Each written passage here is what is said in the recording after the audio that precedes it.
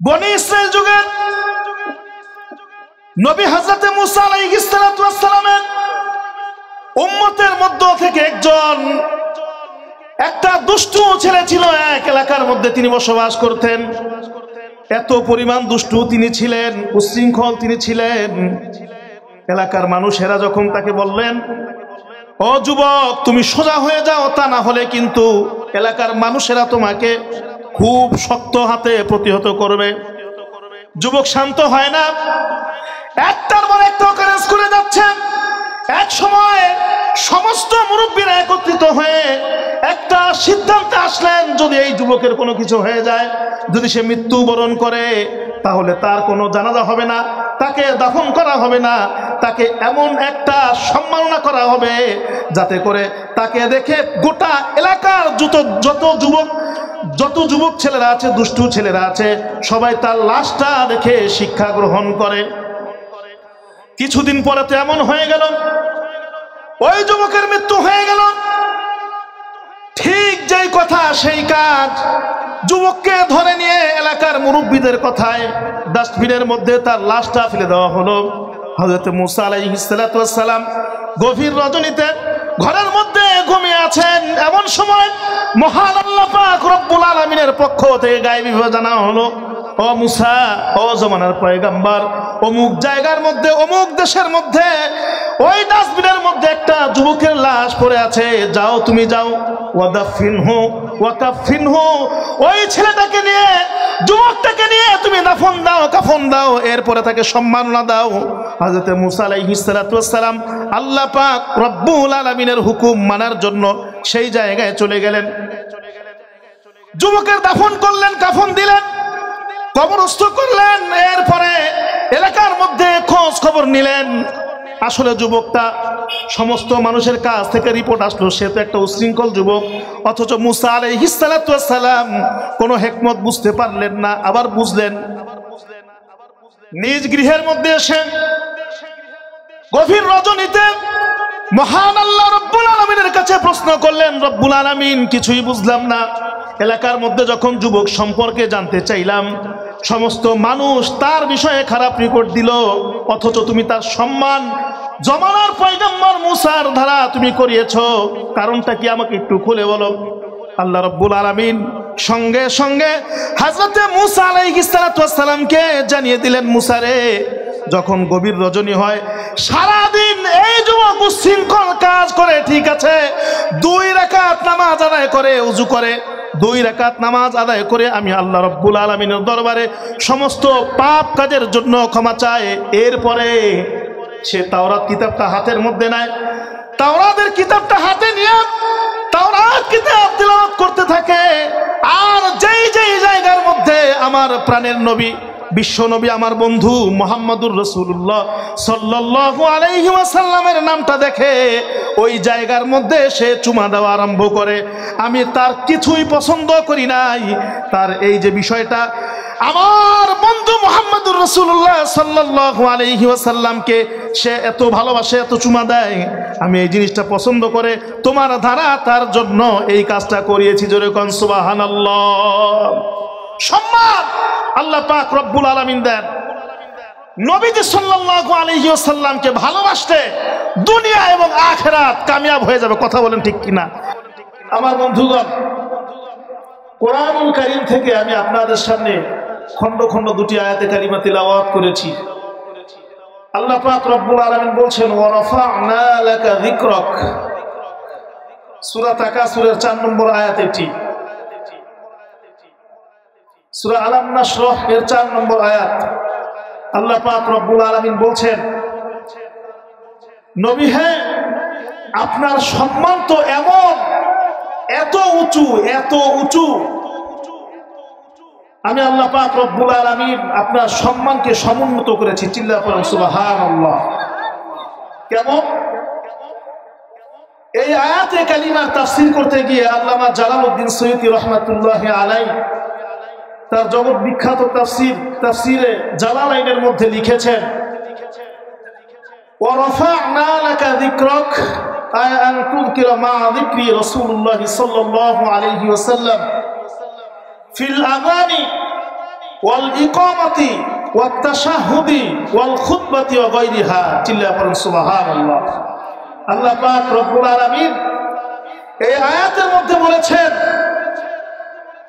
নবী হে, আপনার সম্মান এমন যা আমি আল্লাহ পাক রব্বুল আলামিন সমুন্নত করেছি। তাফসীর করতে গিয়ে আল্লামা জালালউদ্দিন সুয়ুতী রাহমাতুল্লাহি আলাইহি বলেন,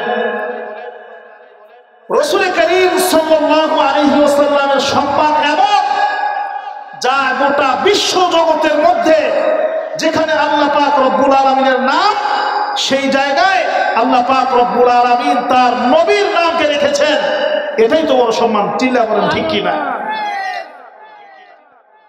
আল্লামা জালালউদ্দিন সুয়ুতী রাহমাতুল্লাহি আলাইহি বলেন, ফিল আবানি, আযানের মধ্যে যেখানে আল্লাহর নাম সেখানে নবীর নাম। আশহাদু আল্লা ইলাহা ইল্লাল্লাহ আশহাদু আন্না মুহাম্মাদুর রাসূলুল্লাহ আছে না? জোরে বলেন। কালেমার মধ্যে লা ইলাহা ইল্লাল্লাহ মুহাম্মাদুর রাসূলুল্লাহ আছে না নাই?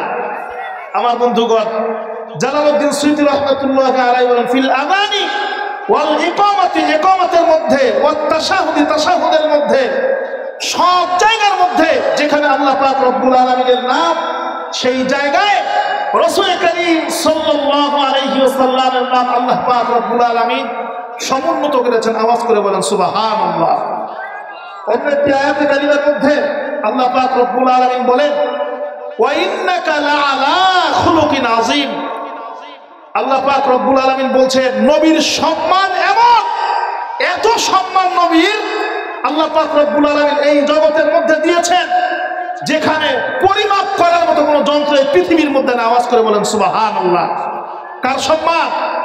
আপনার আমার প্রিয় নবী মুহাম্মদুর রাসূলুল্লাহ সাল্লাল্লাহু আলাইহি ওয়াসাল্লামের সম্মান আল্লাহ পাক রব্বুল আলামিন এমন ভাবে দিয়েছেন, এমন ভাবে করেছেন গোটা বিশ্ব জগতের মধ্যে। মাইকেল এইচার্ড নাম শুনছেন?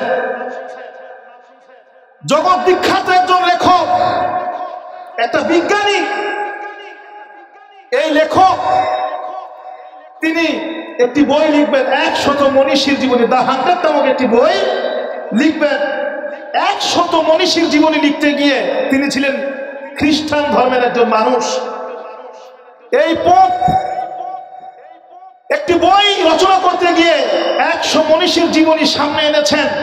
আনার পরে তিনি চিন্তায় পড়ে গেলেন, কার নামটা, কার সিরিয়ালটা এই বইয়ের মধ্যে আগে দিবেন। একটা মেনটেন তো করতে হয়। কথা বলেন ঠিক কিনা?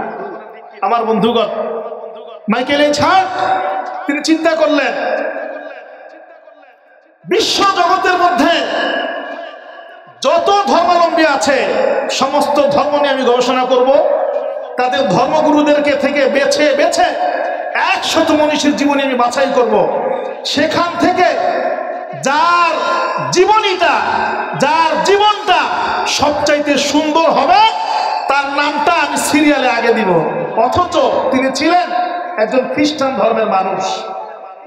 তিনি অ্যানালাইসিস করা শুরু করলেন, গবেষণা করা শুরু করলেন। খ্রিস্টান ধর্মের মানুষ, যিশু খ্রিস্টের উম্মত তিনি। সেই মাইকেল এইচার্ড গবেষণা করতে করতে করতে করতে শেষ পর্যন্ত রাসূল করিম সাল্লাল্লাহু আলাইহি ওয়াসাল্লামের জীবনীটা তার বইয়ের মধ্যে, দা 100 নামক কিতাবের মধ্যে সর্বপ্রথম সবার আগে সিরিয়ালে তিনি দিলেন। চিল্লা পড়েন না সুবহানাল্লাহ।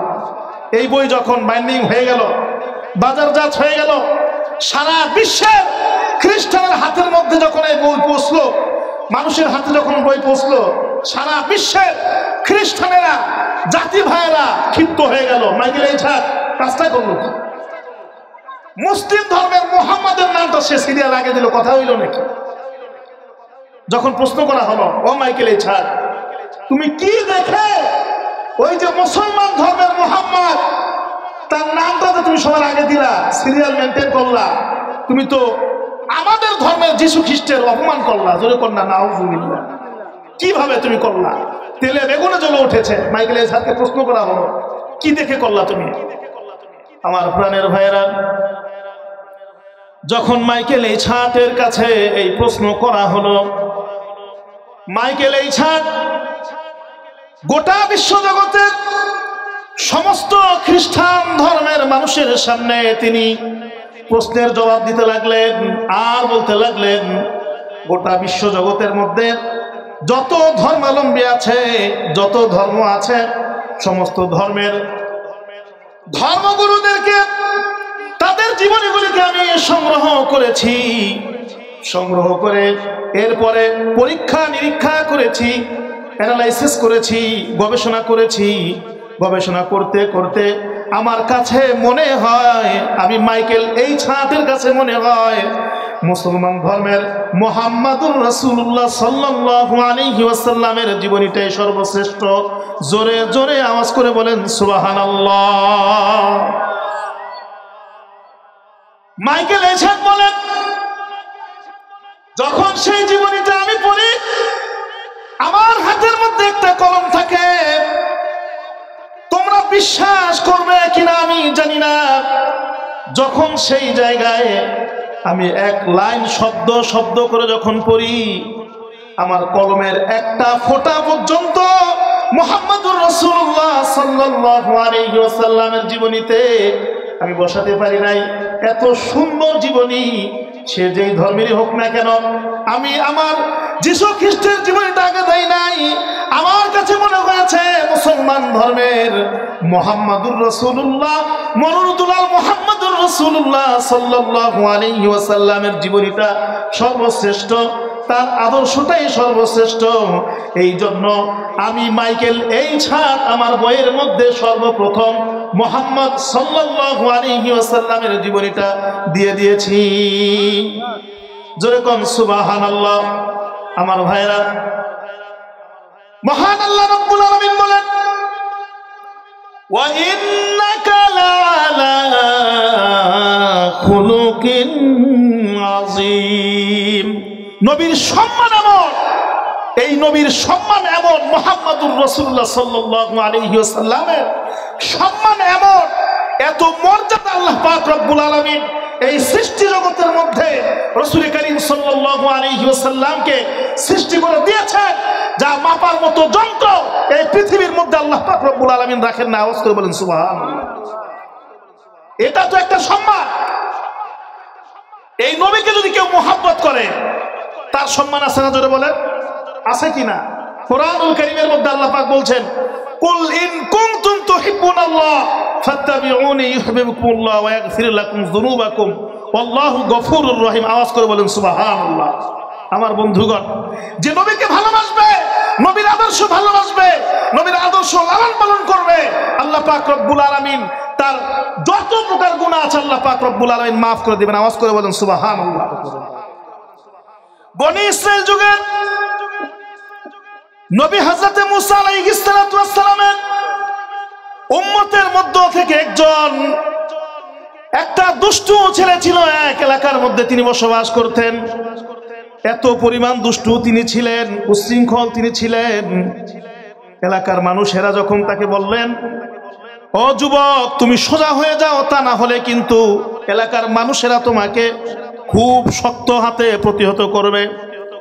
যুবক শান্ত হয় না, একটার পর একটা অকারেন্স করে যাচ্ছেন।